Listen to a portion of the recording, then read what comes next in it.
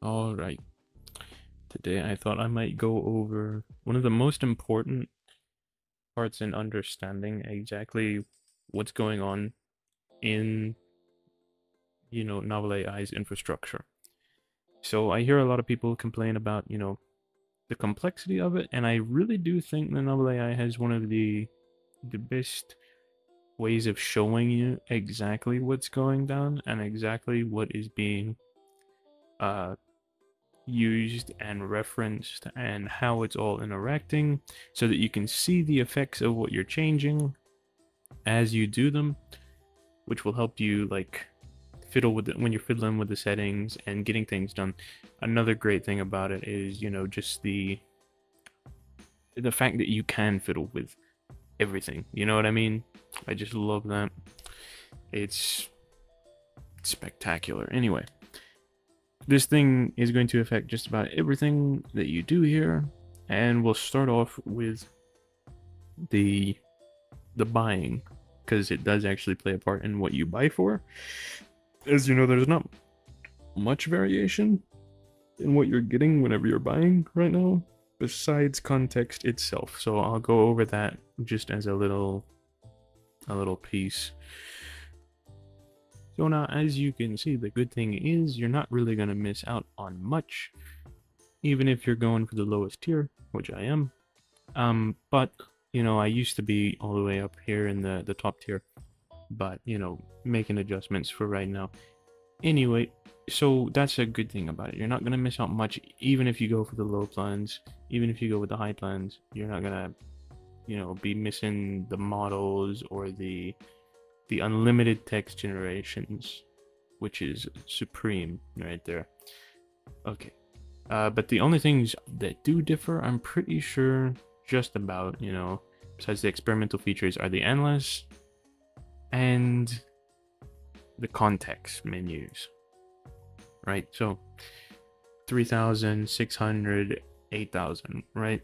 So whenever I was yesterday doing the guide on the instruct models, you saw that I had a 3,000 token story there, and that already had filled up the memory or the context of that little machine. The bar was completely white, all the way filled up. So that is whenever we get to the end of its memory, okay? But those are really the only things you need to worry about if you're really wanting the cutting edge. The thing is, this doesn't add much value right now. I'm pretty sure. I don't think so, because there's not really any or many like big experimental features coming out right now. So the endless and the tokens are really the only thing you gotta worry about. As for later, whenever there are different models coming out, I think you get early access if you're on Opus. So, you know, feel free to chip in when you can, I guess. And you can change them. This is the upgrade screen, so you can change them at any time you want. If you are on like a tablet and they come out with a model and you just want to go over and try out the new thing, which is nice and handy. Okay, now let's get into like actually looking at it and dissecting it, seeing the different parts, seeing the different selections, and figuring out exactly what it means, because you'll see a lot of things refer to it and a lot of things alter it. So now right here on a fresh story, you're gonna have nothing. I mean, like, absolutely nothing. If you add a preamble, I don't even know if the preamble shows up to start off with. And if you're wondering what I'm talking about, a preamble is, it's in the settings. It's just like the new story thing to get it to understand that this is a completely new thing that you're starting here, but you don't have to have it on. It is toggleable. So this is what we're talking about when it says context, right? And this is basically, think of this as the complete memory of the machine that you have, or the subscription tier that you have bought into, right? So this one only has 3,000 tokens of memory, basically. It's not the memory in here. We'll get into that a separate time, but it is basically all of the words that it can remember. So if we If we hit Alt T, I understand that some people do not know what a token is, and this will do a good job of explaining exactly what the tokenizers are used. I mean, what the tokenizers do. Basically, tokenizers turn words into sort of like binary blocks, you know, sort of like, you know, this reminds me very much of like coding things. So I say binary blocks and stuff like that, but it separates words out into manageable or understandable things for the thing to understand exactly what you're saying. Because remember, this thing isn't exactly human, it is just taking the words and predicting what's coming next. And we can see that whenever we do the tokenizers. I mean, like, we can see like these are two or so different thingy-mabobs, right? And it contexts them down into number sets, 3 tokens for this entire, you know, these words that we did. But basically, this is just a visual way to map it out, right? So you can put a whole sentence in here, moon, and these are the tokens, right? So as you can see beforehand, we had scroll tier, which is 3,000 or so tokens, right? And some change. So we can have 3,000 of these, you know, different blocks of words that it can interpret, basically. So the words are turned into I'm like, okay, hold on, this is a bit difficult to explain. So basically, words are the tokens, and the amount of tokens you can have or have purchased is the context, and the full amount that you get is how much the thing remembers. Another cool thing you can see whenever you're actually getting into the tokens here. Let's get this where you can actually see it affect the things that are going. You can see with the editor token probabilities going on here, you can actually see the tokens broken down into the different words, much like the tokenizer would show, right? And you'll notice that both of these have like tokens, because these will be put into context, but we'll get into that in a second. Okay, the words here, you know, they're turned into tokens, bada bing, bada boom. But you can also click on one and see its probability of being something else, right? So every word that is put in front, like, I don't know why the scroll would be here, right? So these are the other things that it could have picked instead. The farmers, the sun, the people, the town, the humans, the rest, the dogs, all of that. The sun sounds nice, so if we change that, it's gonna output that instead, right? But this can, you know, sort of show you exactly what's going through its mind, and as you change your presets here, you might get different things, because that they're determining the outputs that they put out based on your presets and the stuff before it, most likely, right? So it's using the full context and the presets to be like, okay, if you have like a crazy preset on, then it might just start getting really wacky whenever you check what the probability is. You know what I mean? Like, it could have wanted to do a break there, like a 3, or is that like a, is that an ellipsis? Well, and whatnot, right?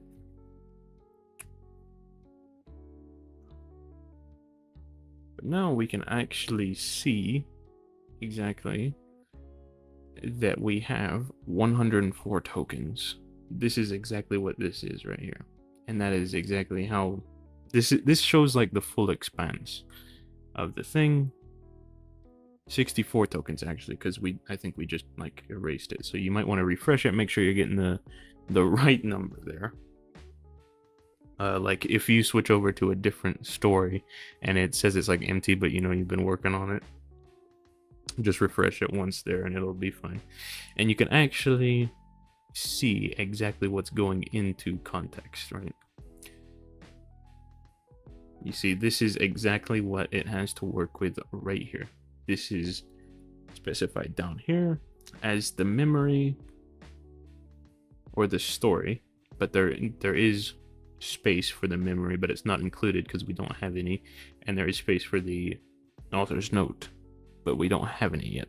Let's add one and we can see what it does exactly. If you know anything about the memory, then you'll know that it is placed, I'm pretty sure it should be like right before the story.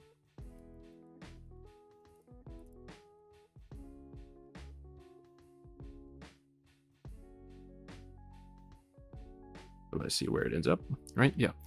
Now the memory is included and you can see it specified differently because of the different color there.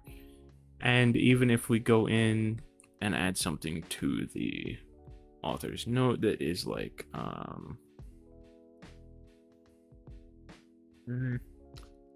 if we do like a style, make it basic, right? Then you'll see it pop up. It should insert, what is it, three inputs beforehand, which basically doesn't matter much right now because we've literally just started out. But this will put what you put in there directly above your latest output, so it will have a strong effect on the story basically, and that's why it's so influential. It's basically like putting it right behind the model's mind and reminding it just before it gets to the output and saying like, hey, do this little thing. It's like a little suggestion right in the ear, you know what I mean? It's to sort of guide it. And they say it's very strong and very influential, and it can have some unintended effects because of how strong and influential it is. Sometimes it's better to just leave it be. You don't need it all the time. You don't need to use everything at your disposal. These are things that can alter it, but you know. And the memory, it's more so just for, especially whenever you get beyond your full amount, whenever you're full up on memory, then you can start moving some of the things that fall completely back here into the memory so that it will recall it, right? And it'll take away a little bit of the space there, but it will keep it, it will remind it of what happened beforehand.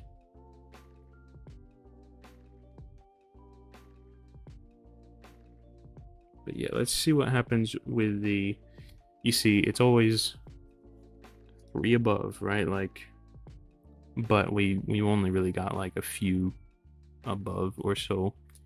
If we continue this, and let's just turn up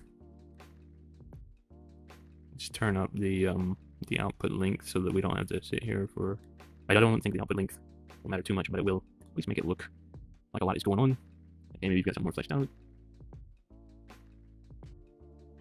Now I have no idea what that means, what that's going on about there. I'm not really moderating it right now, but let's see how that is affecting it. Now, as you can see, it put it in right above the one of the most recent ones. I don't know exactly how it does, but I do know that it is input right in very recently, so that it always has a prominent effect.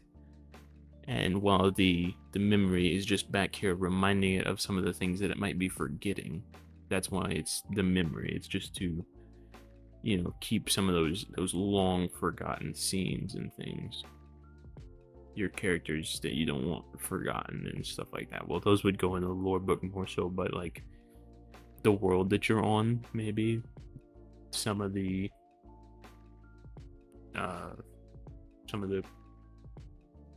spells and or like things about your world that would be different than Earth, just remind it in there. Okay, so as you can see, I've fleshed out, you know, a full story so that we can work with and, you know, have something that doesn't need to be, you know, censored or anything like that. So I've been putting together this little story out of what we had earlier so that we can see in full detail. This is what a context would typically look like if you're going into one, or like a bigger, longer story. And this isn't huge, you know what I mean? Like, this is literally just where we started earlier, and, you know, a little bit of detail going on, right? Like, so not much. But let's see. Okay, there we go. As you can see now they indicate it very well, the difference between the story, the memory. If they had an author's note there, it would have, you know, a little sectioned off little piece for the author's note. But now if we go here, lets you see exactly how it's fed into the machine. And as you can see, our summary is still there, it's still good. Now this isn't too much like alteration, I'm gonna be honest with you, because usually, or sometimes, depending on the format that you go with, you know, because they're not all gospel or anything, right? But like, you can get pretty complex with it.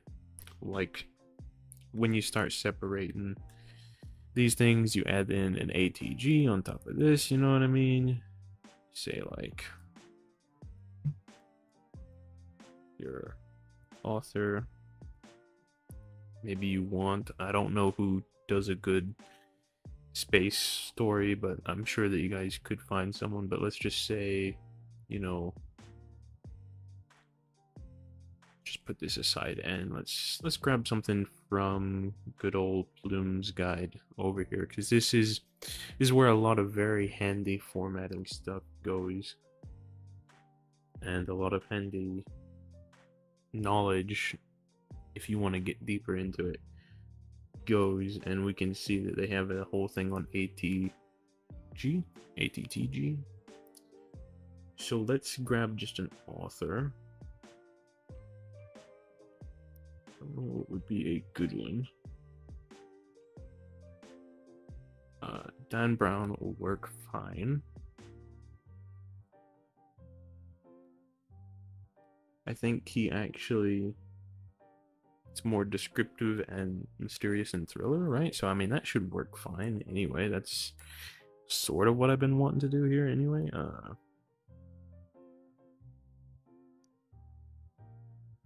me make sure that I'm actually getting my format right. Make sure that there's actually a that there. We don't need like a title, we'll just do tags. Like something along the lines of Martian.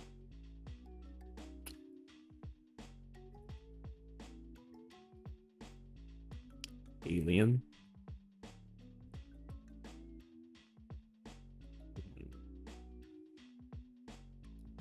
Mental powers.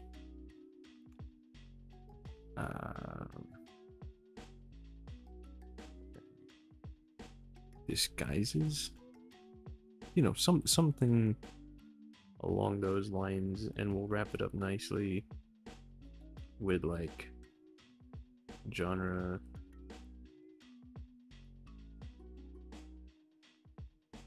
You know, sci-fi. Something like that, right? And I think we could put that on top of, yeah, you can just put this on top of your summary. And there you go. And this, as you can see, whenever we get in here, this is basically like your ATG, then your summary, and then you put a break so that it doesn't really like affect the things that are going on here. Just like I put a break right here to go more from the Mars setting and like a recap type thing to go more into on Earth? What is he doing? You know, like just jump straight into a plot. And basically, that's all you need to know about context. Just for the basics. There are a few other things that we'll probably run into along the way. And as we run into them, I will try to reference them. Maybe we'll continue working on this story, make it as complex as it can be, or run through some of the other things that we plan on doing. Things like, you know, text adventure, you know. But that should be just about it. Just remember, like, some people say, or some people wonder, when you're out of tokens, does that mean it stops? No. It just starts to cull it from the back. Basically, it'll sort of trail you. I don't know why it keeps jumping down, but it'll sort of trail, and like it'll start cutting off these words, right? Like from the top. It'll cut off, you know, and just slowly keep up with you, so that there's only 3,000 that it remembers. You know what I mean? It's not going to remember any more than 3,000, but it will hold that full 3,000. Take into account that you have your memory. Oh yeah, we did. Let's get this active. We did a quick Lorebook. Oh, did it not save? What did it not? Oh man. Guess where I had. Oh, okay. Oh, nope. Okay. Never mind. There it is. Anyway, let's turn this on to like always on, so that we can see this pop up in here. There we go. So we called it Mark. All right. I don't think I've ever seen that happen. I'm not gonna lie. That is weird. But beyond that, you know, this is just the style that Plume gives. It's called attribute style. It's one of the easier ways to lay out a character. And there you go. You sort of just add your information, keep him in the thoughts of the thing, and now whenever we go to it, that's not perfect. You know what I mean? This isn't exactly where we want it to be, because look, there's nothing keeping it from our this and from like our story itself. So it might think that this is just like part of the story. You know what I mean? And this is not what we want it to write as. Like if we just started and had this here, this would probably just continue and be like different character, and then write a different character out for you, give it some of the things that we had up here, you know, just like we were writing like that. Usually this is fixed by changing things around in the positional order, and also we want it to be having this thing here to indicate the start of information. I know this is a lot to go over just at like the end of a video, and we'll go more into depth with it later, because I think I want to end this off right about now. We will talk about Lorebook and things in the next one when we get to it. Okay, any questions, comments, drop them down below. Context is one of the most important things. It's going to be one of the main determining factors for what you buy, probably, and it's going to, you know, affect how much you can add to your story or keep in the memory without it, you know, just being full of a character sheet, you know what I mean? So take it into account. See you in the next one. Bye bye.